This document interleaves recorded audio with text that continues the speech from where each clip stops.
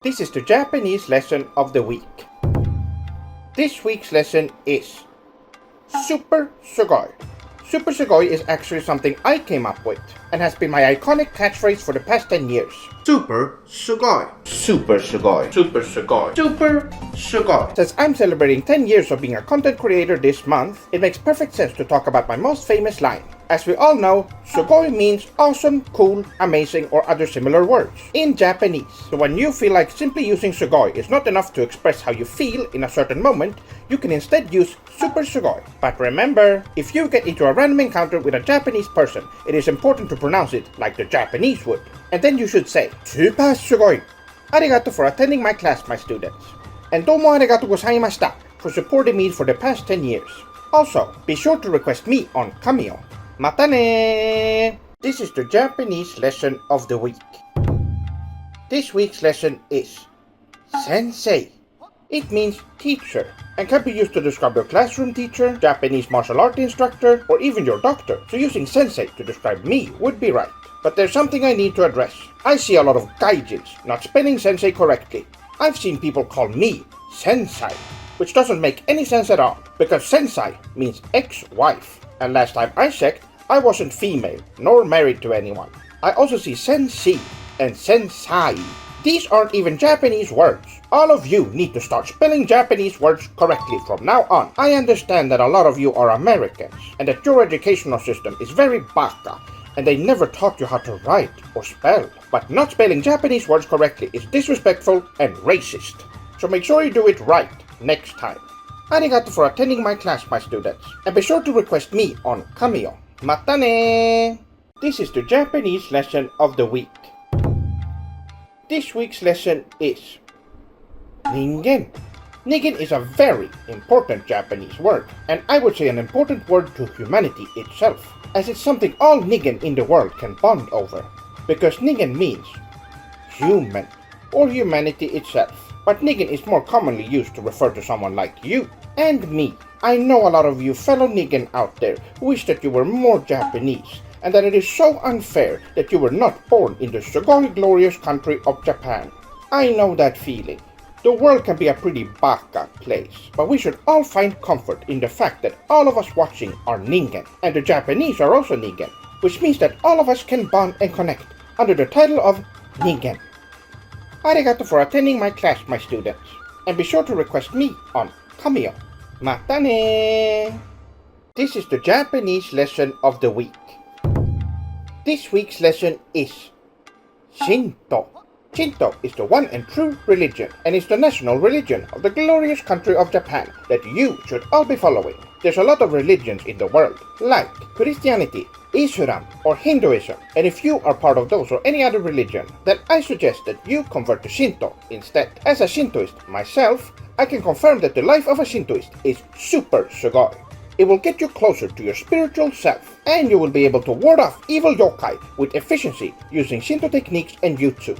And you will be stronger in Japanese martial arts too. So if you respect Japanese culture, I suggest you start following the teachings of Shinto, or stay a confused baka gaijin forever. The choice is yours. And when you made the right decision, we can all then pray to Amaterasu together.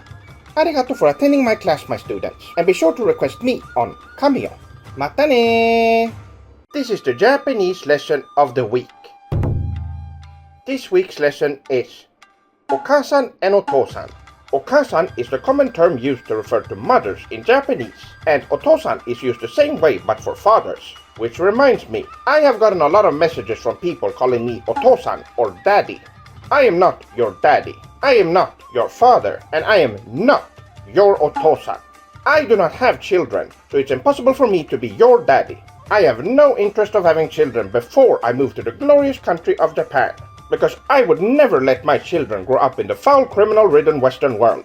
Once I moved to Japan and married my kawaii Japanese female wife, then I will think about having children. So in the future, please use more correct titles to refer to me instead, like Seph-sama or Seph-sensei, or just SephirothSword57. Arigato for attending my class, my students, and be sure to request me on Cameo. Mata ne! This is the Japanese lesson of the week. This week's lesson is Daisuki. Daisuki means to really like or really love someone or something. For example, Nihon ga daisuki, but it is also commonly used to confess your love for someone. But for you Westerners out there, you do not profess your love for someone casually. This is for special occasions only. And overusing daisuki will extensively diminish its value over time, and will make you look unprofessional, and people will not take you seriously and think you are a baka gaijin. So instead, use suki.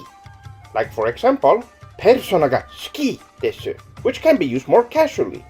And with that, I want all of you to know, minasan, daisuki. Arigato for attending my class, my students, and be sure to request me on Kamio. Mata ne! This is the Japanese lesson of the week.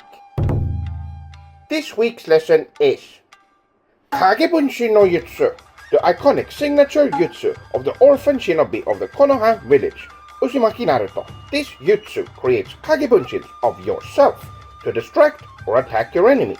Kagebunshi no Jutsu uses a lot of chakra, so be aware of that. But it is very strong, and only the toughest shinobi in the sekai can use it. Which includes me, because your Seph-sama has done this jutsu in the past. Kagebunshin no Jutsu! That's right. So if you want to learn this technique, you will have to expand your chakra by training harder in the dojo. Arigato for attending my class, my students, and be sure to request me on Kamio. Mata ne! This is the Japanese lesson of the week. This week's lesson is this word is not Japanese, but I need to bring this up again because it seems like the message is not reaching you people. I still see a lot of you using it. This is the W word, which is a slur used to cause harm to Japan fans, like me. Gomennasai. I know how painful this word is for you fellow appreciators of Japanese culture, but this needs to be said. The W slur is used by disgusting foul Westerners. They hate Japan and its wonderful culture. This is because they're jealous of Japan and wish their culture was just as sugoi as Japan's, which it is not. And that is why they lash out in anger instead of submitting to Japan's superiority like a normal person. There's already a word to describe us fans of Japanese culture. Otaku. This one is much more sugoi and not offensive. Use that instead. This injustice against our kind cannot go on any longer, and the usage of the W slur needs to stop. And so I order all Swordlings to combat this hatred by confronting anyone who uses this slur from now on, so that we once and for all can stop these haters and their blatant otakuphobia. Arigato for attending my class, my students, and be sure to request me on Kamio. Mata ne! This is the Japanese lesson of the week. This week's lesson is Kimochi. Kimochi means good feeling and can be used in many different contexts. You can use it during your tough Japanese martial arts session. Hi! Oh, Kimochi. Here it would mean this feels great. Or maybe after your morning shower. Kimochi. In this context it would mean that felt great. A very useful word for everyday use, so be sure to remember it. But I know some of you watching already know this word, and I know what kind of Japanese media you've been consuming. Kono hentai. Arigato for attending my class, my students, and be sure to request me on Kamio. Mata ne! This is the Japanese lesson of the week. This week's lesson is the Katana. The Katana is the powerful and sugoi armament of the honorable samurai. Katana simply means sword in English, but never use the word katana to describe inferior Western swords.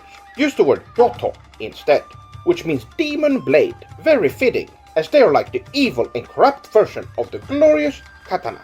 The katana is very important to the samurai and is considered an extension of their own body, and that is why the katana itself is also given its own unique name, which shows the commitment, passion and soul the katana blacksmith puts into making each and every katana, and also why the katana becomes so powerful. Useless Western swords are typically just slabs of weak iron thrown together without any passion and for only one purpose, to be used by some random gaijin who has never swung a blade in his entire life. But the katana is different. During its creation, the katana blacksmith infuses his own Japanese Shinto spirit and chakra into the katana, and by giving the katana a strong Japanese name, it awakens the soul and hidden potential in the katana, making it even stronger, which is why the katana is the most efficient and deadly weapon throughout history. Arigato for attending my class, my students, and be sure to request me on Cameo. Matane!